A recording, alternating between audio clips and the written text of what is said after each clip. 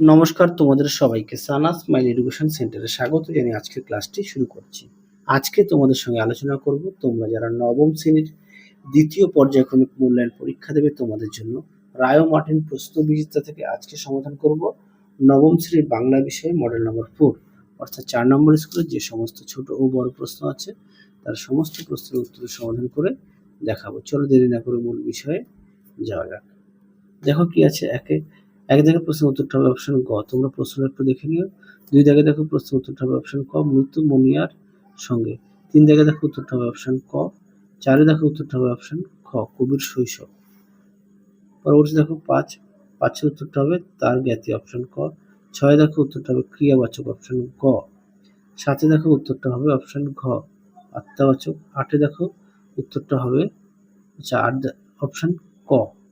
9 দেখো উত্তরটা হবে তদ্ভব অপশন খ। পরবর্তী দেখো প্রশ্ন কি আছে, নবনব সৃষ্টি প্রবন্ধে কোন দুটি ভাষার শব্দ বাংলা ভাষায় সবচেয়ে বেশি প্রবেশ করেছে? উত্তর লিখবে আরবি ফার্সি। দিয়ে দেখো আকাশের সাতটা তারা কবিতায় কবি কোন কোন গাছের নাম উল্লেখ করেছেন? উত্তর লিখবে হিজল, কাঁঠাল, জাম। পরবর্তী দেখো 2-3 প্রশ্নটা একটু দেখো, তোমাদের উত্তরটা আমি দেখাই। প্রশ্নটা একটু দেখে নাও।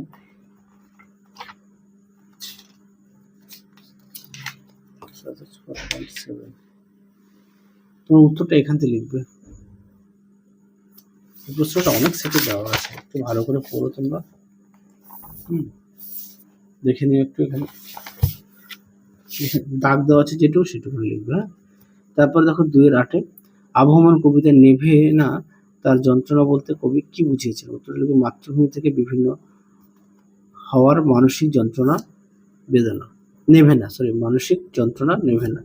পরেরটা দেখো 2-5 কি বলেছে, সংখ্যাবাচক মাত্র আধ ঘন্টার। দেখো উত্তরটা লিখে দিয়েছি, সংখ্যাবাচক মাত্র আধ ঘন্টা রাস্তা পেরোলে পাহাড়। পরে দেখো পূরণবাচক কি, রিয়া নবম শ্রেণীতে পড়ে। পরবর্তী প্রশ্ন দেখো কি আছে, নবমূর্তের শব্দ কত প্রকার ও কি কি? 2 প্রকার, অবিমিশ্র ও মিশ্র। পরে দেখো শব্দ ও পদের মধ্যে দুটি পার্থক্য লেখো। দেখো এই প্রশ্নের উত্তরটা তোমাদের দেখায়।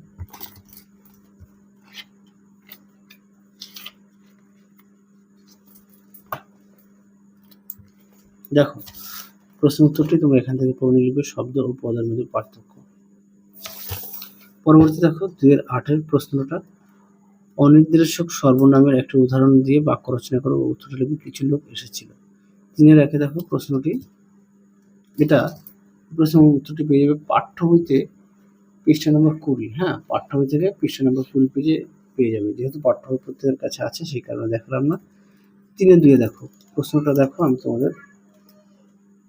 আমি তোমাদের উত্তরটা দেখাই।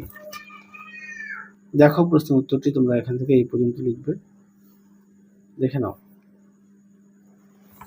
পরবর্তী প্রশ্ন দেখো কি আছে,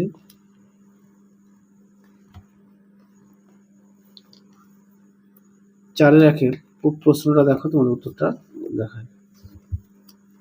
4-1 প্রশ্নটা দেখো,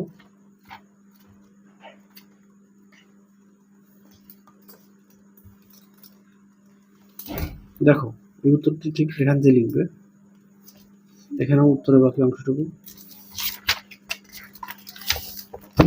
দেখে নাও।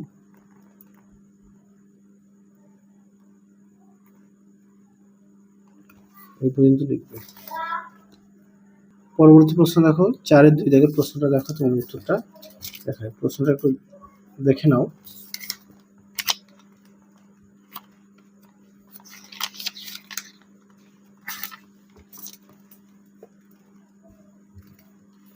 দেখো প্রশ্ন উত্তর সুন্দর করে দেওয়া আছে, তোমরা অবশ্যই পড়ে নিয়ে লিখবে, দেখে নাও। পরবর্তী প্রশ্ন দেখো 4-3 প্রশ্নটা দেখো, তোমাদের উত্তরটা দেখায়।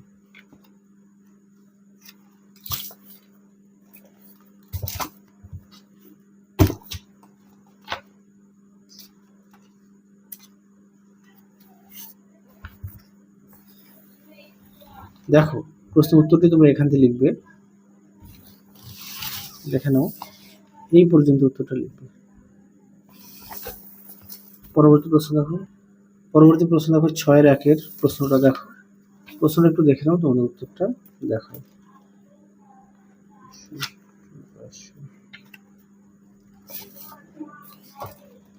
দেখো প্রশ্ন উত্তরটি দেখে নাও, তোমরা অবশ্যই পূরণীয় লিখবে, যদি পারো খাতায় লিখে নিয়ে পড়বে।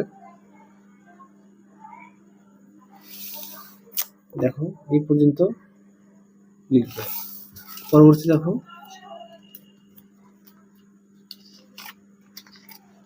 পরবর্তী প্রশ্ন দেখো 6-2 শেষ প্রশ্ন দেখো। দেখো উত্তরটি তোমরা পূরণীয় সুন্দর করে লিখবে, দেখে নাও। এই পর্যন্ত লিখবে। তাহলে চলো আজকের মতো এখানেই সমাপ্ত করছি, আবার দেখা হবে পরবর্তী ভিডিওতে। তোমরা সবাই সুস্থ থেকো, ভালো থেকো। আজকের মতো টাটা।